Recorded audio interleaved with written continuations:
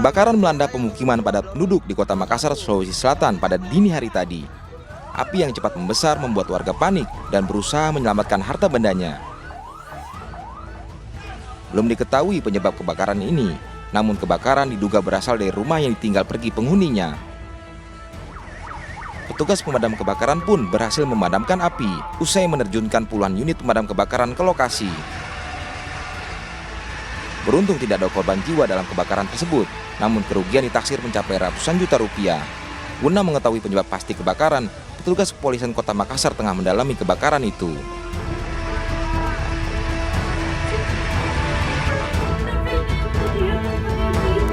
Sebuah rumah yang berlokasi di Ciseeng, Kabupaten Bogor, Jawa Barat, digerebek petugas lantaran telah dijadikan klinik aborsi. Esa, seorang pria yang berhasil diamankan petugas Satreskrim Polres Bogor lantaran tempat tinggalnya dijadikan klinik ilegal. Kasus ini terungkap setelah adanya laporan warga yang curiga dengan keberadaan ibu hamil kerap keluar masuk rumah milik SH. Selain itu, pelaku juga diduga melakukan penjualan anak dari ibu hamil di luar nikah. Dengan iming-iming biaya persalinan gratis, pelaku meraup 15 juta rupiah dalam setiap penjualan anak. Polisi yang datang ke lokasi juga sempat mengamankan 5 wanita hamil dan seorang bayi. Kini pelaku dijerat pasal berlapis, yakni Undang-Undang Perlindungan Anak dan Penjualan Manusia dengan ancaman pidana maksimal 15 tahun penjara.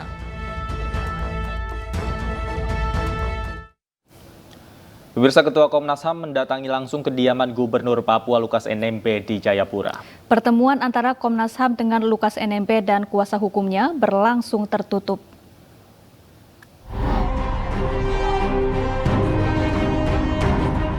Ketua dan sejumlah komisioner Komnas HAM terbang langsung ke Papua untuk menemui Lukas NMB yang kini berstatus tersangka kasus dugaan korupsi. Komnas HAM mendatangi kediaman Gubernur Papua di Jayapura pada hari Rabu sekitar pukul 15 waktu Indonesia Timur. Pertemuan berlangsung selama 1 jam.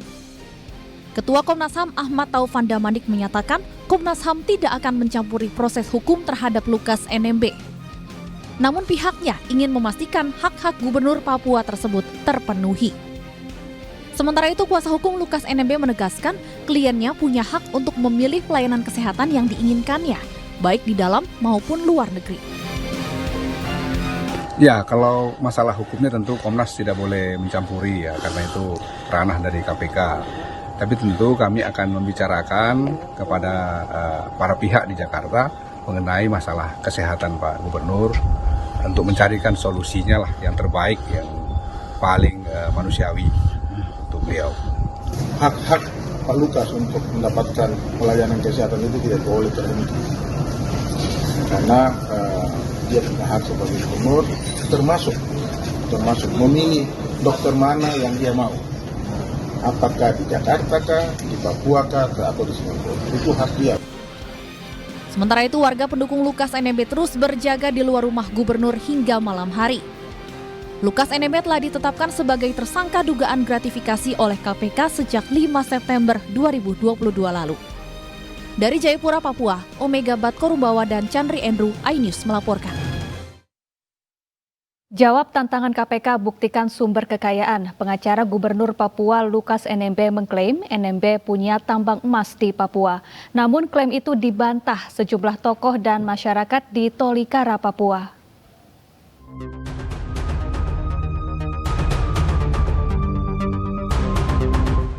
Sejumlah tokoh dan masyarakat di Tolikara, Papua membantah pernyataan kuasa hukum Gubernur Papua Lukas NMB yang mengklaim NMB memiliki tambang emas tradisional. Menurut mereka, klaim NMB memiliki tambang emas merupakan upaya untuk menutupi kasus dugaan korupsi. Tapi sampai detik ini tidak ada kejelasannya. Jadi tidak boleh kuasa hukum semena-mena memberikan pernyataan seakan-akan seolah-olah tambang itu ada. Jadi kami di sini membantah pernyataan dari kuasa hukum boleh bilang itu tambang Lukas NMB kecuali pribadi milik dari marga NMB. Lukas dan keluarganya kalau mereka betul-betul memiliki tambang boleh kuasa hukum sampaikan demikian. Tapi tambang yang dimaksud oleh Roy Rening ini, kuasa hukum Lukas NMB ini, ada banyak suku di dalam, ada banyak keterwakilan pemilik hak wilayah yang sampai saat ini tidak tahu ada pengurusan pelengkapan dokumen dan lain-lain, dan tambang itu belum beroperasi. Sebelumnya, kuasa hukum NMB menyebut NMB mempunyai tambang emas tradisional di Mambit, Kabupaten Tolikara, Papua. Hal itu disampaikan saat menjawab tantangan KPK untuk membuktikan sumber kekayaan NMB. Tapi dalam kesempatan itu saya harus tanya Bapak waktu itu. Pak, saya kan tanya gubernur sebelum saya kesini. Pak Gubernur, ini ada pernyataan begini. Dengan senyum dia katakan, itu report saya punya. Apa kamu ragukan lagi? Report itu saya punya. Sebagai gubernur saya punya itu report. Masa kamu ragu? Bukan itu Bapak. Bapak punya tambang nggak sendiri di kampung? Oh saya punya di kampung, ya. Tolikara di Tolikara, di Mamit, itu sedang dalam proses. Dia punya foto semua dan dokumennya sedang diurus oleh stafnya. Saya belum ketemu stafnya yang akan menyerahkan kepada saya. Intinya bahwa Bapak punya. Sebelumnya KPK menetapkan Lukas NMB sebagai tersangka gratifikasi 1 miliar rupiah terkait APBD Pemprov Papua. KPK juga menyoroti dugaan transaksi mencurigakan senilai ratusan miliar rupiah yang ditemukan PPATK. Uang tersebut diduga mengalir ke kasino judi di Singapura.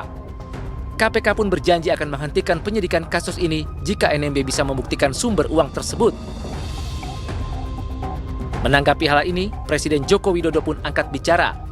Presiden meminta Gubernur Papua Lukas NMB menghormati proses hukum. Tim Liputan iNews melaporkan.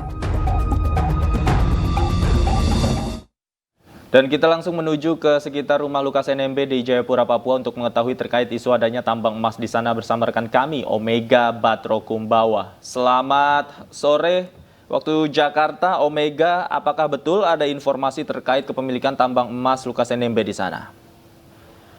Baik, selamat sore David. David, saat ini saya berada di lokasi kediaman rumah dinas Gubernur Papua tersangka gratifikasi 1 miliar dari yang disangkakan oleh Komisi Pemberantasan Korupsi.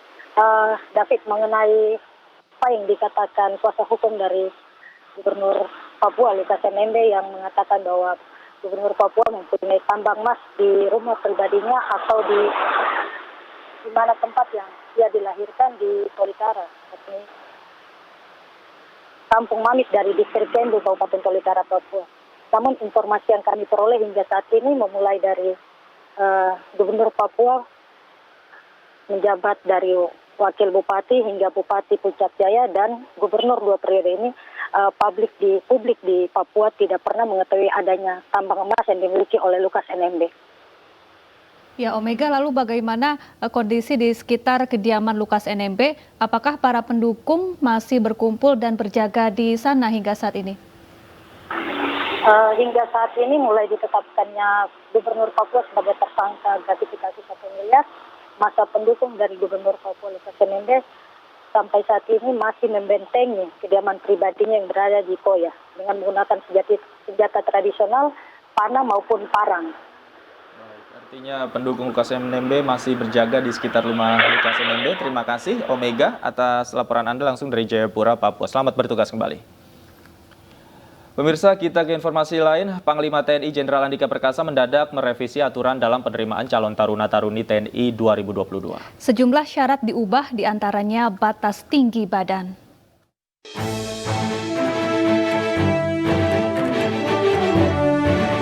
Panglima TNI Jenderal Andika Perkasa merevisi Peraturan Panglima TNI Nomor 31 Tahun 2020 tentang penerimaan calon taruna-taruni.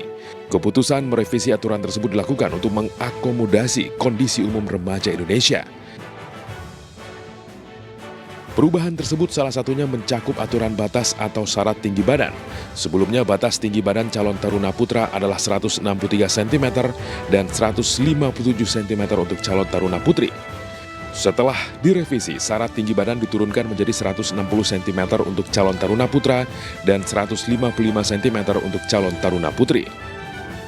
Perubahan yang sebetulnya lebih mengakomodasi, sebagai contoh, tinggi badan untuk peraturan Panglima yang terakhir, yang menjadi dasar kita semua saat ini adalah 163 cm untuk pria. Untuk wanita 157, betul ya? Betul. Itu sudah saya turunkan. Jadi saya sudah membuat revisi sedemikian rupa sehingga lebih mengakomodasi kondisi umum remaja Indonesia. Selain soal tinggi, ada perubahan syarat minimal usia pendaftaran. Aturan sebelumnya minimal usia adalah 18 tahun terhitung mulai dibukanya pendidikan. Panglima TNI kemudian merevisi menjadi minimal 17 tahun 9 bulan. Kebijakan perubahan peraturan tersebut menuai sorotan, terutama terkait tinggi badan. Beberapa pengamat mengatakan pengaturan tinggi badan harus berdasarkan pada pertimbangan pembatasan operasional. Kendati demikian, kebijakan Panglima TNI dibuat untuk lebih banyak menyaring pemuda-pemudi Indonesia.